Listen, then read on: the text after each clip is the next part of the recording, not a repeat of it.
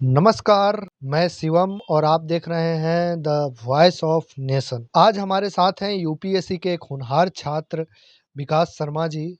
आइए आज इनसे जानने का प्रयास करते हैं कि बिहार में चुनावी सरगर्मी बढ़ी हुई है और इनकी चुनावी मामलों में क्या राय है, ये किस पार्टी को चाहते हैं कि वो सरकार में आए ताकि युवाओं के लिए काम कर सकें, युवाओं के बेहतर भविष्य के लिए बेहतर काम कर सकें।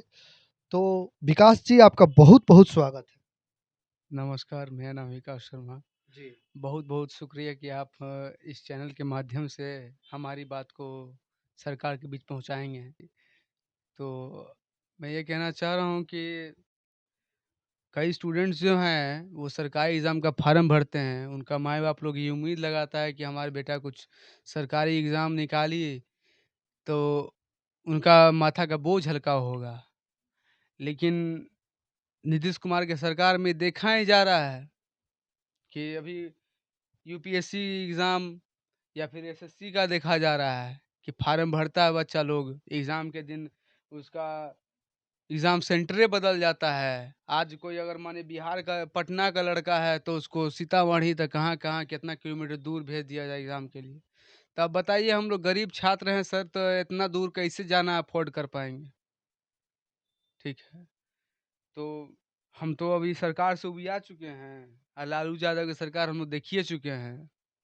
तो अभी क्या लगता है आपको कि क्या इंडिया गठबंधन की सरकार आएगी तो पे उस लेवल पे सुधार कर पाएगी? सर अब इंडिया गठबंधन हो या इंडिया गठबंधन हो, हमको नहीं लगता है कि सब सरकार स्टूडेंट के लिए कुछ बात कर रहा है। काहे कि हम देखते हैं, रेगुलर देखते हैं, इन लोग का बातचीत क्या रहता है। तो हमको इस सब से कोई उम्मीद नहीं है। हम तो मतलब उम्मीद खो ही चुके हैं, लेकिन हमको पापा को बताने में भी ये सब चीज़ बेकार लगता है, ला जाता है कि कैसे कौन मुँह से हम उनको बताएँ। तो आप बिहार में ही यूपीएससी का प्रिपरेशन कर रहे हैं? जी, हम एडजस्ट से कर दिए हैं, काहे कि हमको बाहर जाने के लिए उतना बैक सपोर्ट नहीं है। तो हम सोचे पटना में है तो तनी रूम रेंट यहाँ भाड़ा-उड़ा कम है। तो सोचे एजे पर ही पढ़ाई के तैयारी करते हैं।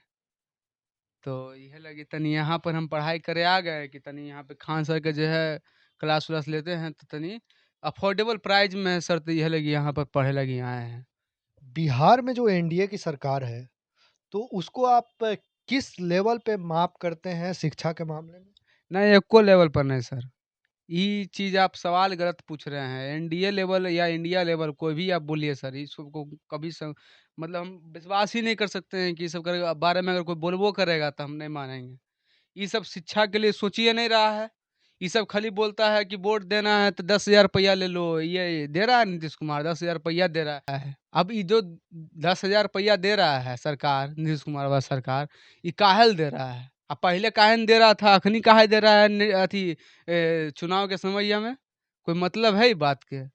देना था, आप जब जानते हैं कि आप पब्लिक को हम बढ़िया करने के लिए दे रहे हैं, तो पहिले से देते हैं, अखनी से काहे दे रहे हैं? कोई मतलब नहीं ना है बात के, तो ज़ाहिर-सी बात है कोई भी समझेगा कि चुनाव चल रहा है, ये लगी प्रचार करे लगी, वोट देवे लगी, कर रहा है ये काम। ये हम कर प्रशांत किशोर अभी शिक्षा के मामले में, पलायन के मामले में बहुत ही उत्तेजित रूप से सामने आ रहे हैं और उन्होंने वादा भी किया है कि शिक्षा व्यवस्था पे, पलायन पे वो बहुत सारी सुधार भी करेंगे। तो क्या आप मानते हैं कि अगर प्रशांत किशोर की सरकार बनती है तो वो सही में शिक्षा मामले में सुधार करेंगे? देखिए सर, प्रशांत किशोर नया-नया आदमी हैं। उनका बारे में तो हमको उतना नहीं पता है और उतना सर प्रशांत किशोर जैसा इनका वादा सुनने में तो प्रॉमिसिंग लग रहा है, लगता है कि कुछ करेंगे। लेकिन हम अभी बीच में एगो और चैनल को फ़ॉलो कर रहे थे पार्टी को, ये गणतांत्रिक समाज पार्टी जो हैं, नए-नए पार्टी हैं, ज़्यादा पहले से नहीं हैं, लेकिन इधर रैली में भी किए थे। तो हमको उनका जो मुकुलानंद जी हैं जो अध्यक्ष हैं उनके, तो उनका बात सुनने में काफ़ी सही लगता है। उनका भाषण भी वो ज़्यादा जुमलाबाज़ी नहीं करते हैं सर। उनका बात सुनने में लगता है कि वो जो कह रहे हैं वो जेनुइनली कर रहे हैं और वो करेंगे भी उस चीज़ को।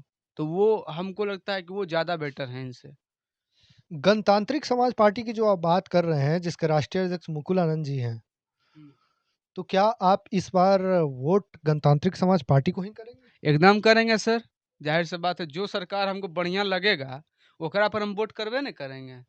गणतांत्रिक समाज पार्टी को आप वोट क्यों करना चाहते हैं? वो भी तो एक नई पार्टी है। आपने प्रशांत किशोर की बात की।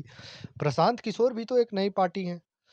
जैसे कि गणतांत्रिक समाज पार्टी भी एक नई पार्टी है जो कि पहली बार चुनाव में उतर रही है।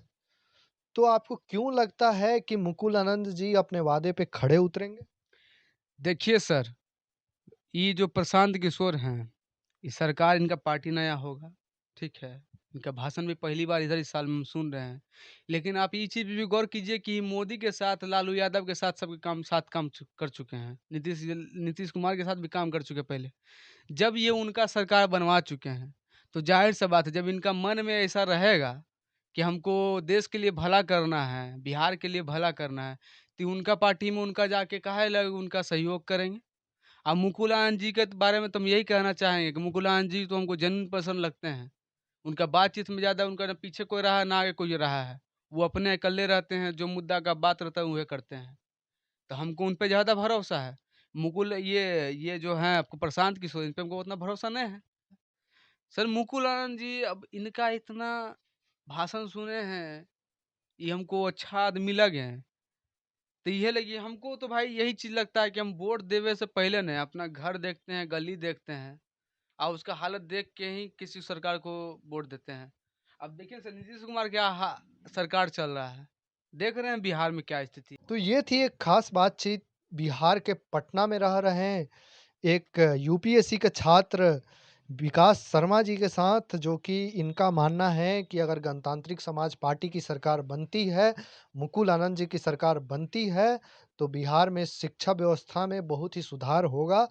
और देखते हैं बिहार में इस बार किसकी सरकार बनती है? क्या सच में बिहार में शिक्षा व्यवस्था सुधरती है या फिर सिर्फ़ ये एक जुमला है?